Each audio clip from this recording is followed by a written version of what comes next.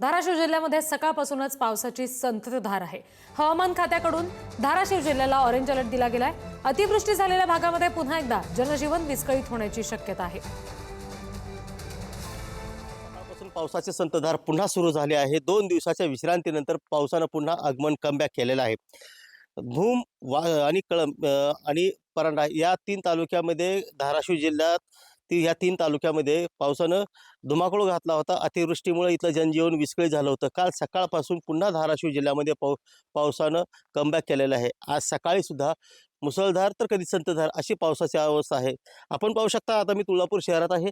हे पाऊस असं पडतंय, हळू घे, असं पडतंय आणि पाऊस पाऊस चालूच आहे। पावसाची संततधार सुरूच आहे। शेतकरी पुन्हा परेशान झालेला आहे की आता माझं कसं होईल। शेतातली तर पिकं गेलेली आहेत, जमिनी खरडून गेलेल्या आहेत आणि शेतातलं आता नुकसान भरून येणार नाही, परंतु पुन्हा खर्च त्याला करावा लागणार आहे।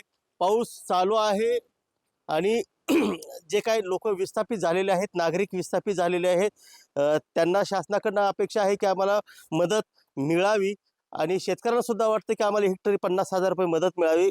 पावसानं पुन्हा कमबॅक केल्यामुळं आता पुन्हा शेतकरी चिंतेत आलाय की आता उरलं सुरलं आमचं जातंय की काय।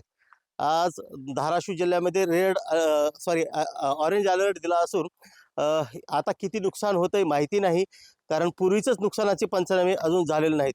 रहीम शेख, पुढारी न्यूज।